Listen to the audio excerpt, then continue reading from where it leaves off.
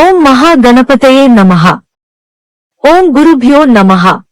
శ్రీ వాసవి మూలమంత్రము. ఓం హ్రీం శ్రీం క్లీం ఐం గ్లాం వం వాసవి కన్యకే మహ్యం సర్వ సౌభాగ్యం దేహి దేహి స్వాహ. ఓం కుసుమ పుత్రీ చ విద్మహే కన్యకుమారి ధీమహి తన్నో వాసవి ప్రచోదయాత్. శ్రీ వాసవి అమృత కలశం. శ్రీవాసవి కన్య పురాణగాథ. 7వ అధ్యాయము. 1. వైశ్యులపై గంధర్వుల ఈర్ష్యా ద్వేషములు.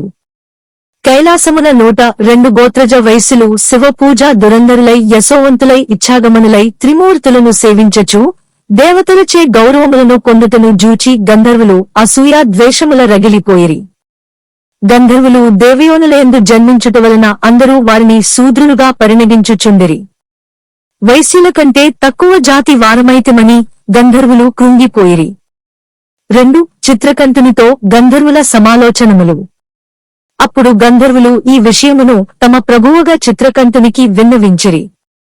ప్రభూ, ఇయది గంధర్వ లోకమునకే అపకీర్తిని కలిగించుచున్నదనుచు అమితముగా బాధపడిరి. ఈ విషయమున ఏ విధముగానైనను వైశ్యులతో పాటు సమాన గౌరవములను తామును పొందవలెననిరి. ఇది చిత్రకంఠునికి ఆగ్రహమును కలిగించెను. అవును, మీరు నుడివినది నిజము. దీనితో నా హృదయము తీవ్రముగా క్షోభించుచున్నది. వైశ్యులు సామాన్యులు కారు, పైగా పరమేశ్వరు ప్రియ భక్తులు. మరి దీనికి తరుణోపాయము నాకు గోచరించుటలేదు. 3. వృద్ధ మంత్రి గంధర్వులకు సలహా. ప్రభూ, దీనికి నివారణోపాయము కలదు. కాని ఆచరించుట కడు దుర్లభమనెను. చిత్రకంఠుడు అది విని చివాలున లేచి, ఏమీ శక్తివంతులు, యుక్తివంతులు, మాయోపేతులమైన గంధర్వులకు ఏదీ అసాధ్యము.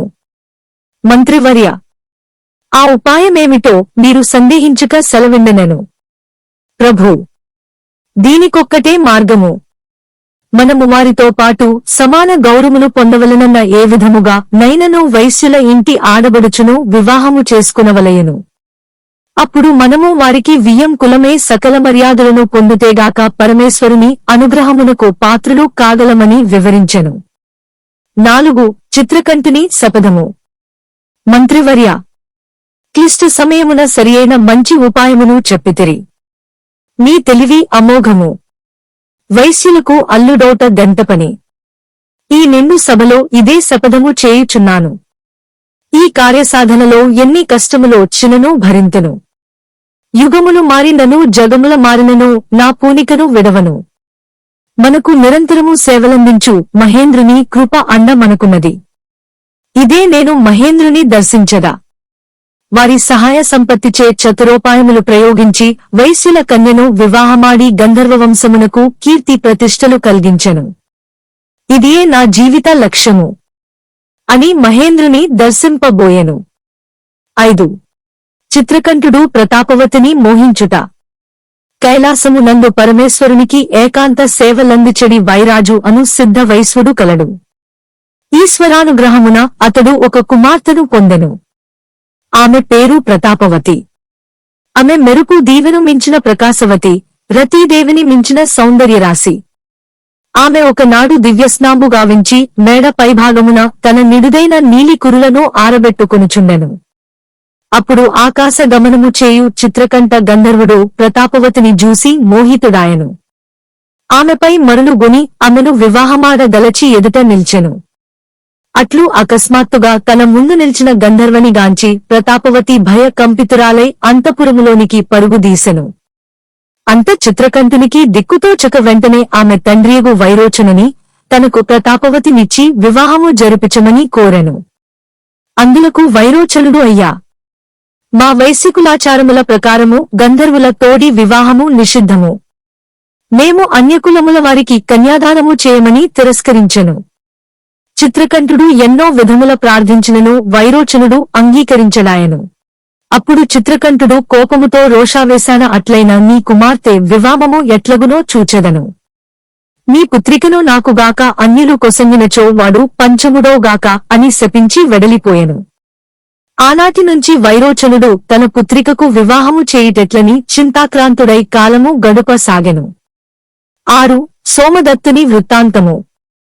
పరమేశ్వరుని సన్నిధానమున శివపూజా దురంధరుడు సకల పద్గుణ సంపన్నుడైనట్టి సోమదత్తుడు సోమకాంతుడు అను వైశ్య యువకుడుండెను. అతడు వివాహమాడదలచుకుని తగిన కన్యాన్వేషణకు బయలుదేరెను. వైరోచనుని కుమార్తె ప్రతాపవతిని వివాహమాడ నిశ్చయించుకొనెను. ఈ విషయమును తన దగ్గరి బంధువుల ద్వారా వైరోచనునికి ఎరింగించెను. అప్పుడు వైరోచనుడు సోమదత్తుని సాదరముగా ఆహ్వానించి ఇట్లు పల్కెను. అయ్యా, నా కుమార్తెను మీకిచ్చి వివాహము చేయుట నాకును ఇష్టమే. కాని గంధర్వుడగు చిత్రకంఠుడు నా పుత్రికను మోహించి మేము నిరాకరించినందున ఆమెకు తనతోగాక అన్యులతో వివాహము జరిగిన మరుక్షణము వరుడు పంచముడగుగాకని శపించినాడు. వాస్తవములను తెలుపుట నా ధర్మము. కావున ఈ విషయమున నీవు ఆలోచించుకుని నిర్ణయించుకొనుమనెను. అంత అక్కడనే ఉన్న సిద్ధ సమాధి యోగి వారలతో నాయనలారా, దీనికి మీరు చింతింప పనిలేదు. మన వైశ్యులను కంటికి రెప్పలా కాపాడు ముక్కంటి మన పాలిటగలడు. వెంటనే మనము ఆ పరమేశ్వరుని దర్శించి సర్వము నివేదించి వేడుకొందుము రండనెను. అందుకు వారు సంతోషించి వెంటనే వారు కైలాసపతిని దర్శించి శంకరా, భక్తవ శంకరా, నీ అనుగ్రహమున ప్రతాపవతి సోమదత్తుల వివాహము జరిపించవలనని పాదములు పట్టి ప్రార్థించిరి. 7 ఈశ్వర అభయము. వైశ్యులారా, భయపడుకుడు. నీ ఆనందమే నా ఆనందము. ఆ గంధర్వుని శాపము కేవలము 7 దినములు మాత్రమే ఉండునట్లు చేసెదను. మీరు కైలాస పర్వత ప్రాంతము నందుగల పంచకల్ప వృక్షముల మధ్య నిరభ్యంతరముగా వారికి వివాహము జరిపింపుడని అభయం మొసంగెను. 8 ప్రతాపవతి సోమదత్తుల వివాహము. వైశ్యులందరూ బంధువర్గములతో ఆనందోత్సాహములతో పంచకల్ప వృక్షముల మధ్యన వైభవోపేతముగు వివాహ వేదికను నిర్మించిరి. పార్వతీ పరమేశ్వరులు ఉన్నతాసనంబుల నధిష్ఠించిరి.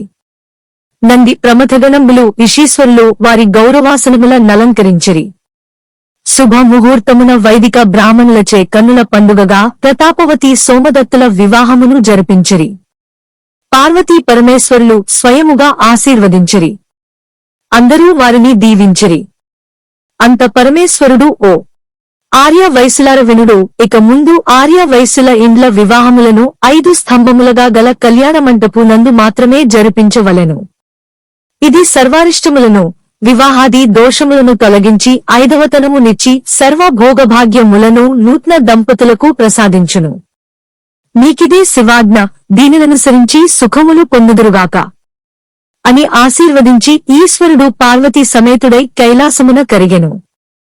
ఓం తత్సత్. 7వ అధ్యాయము ముగిసినది. జై వాసవి.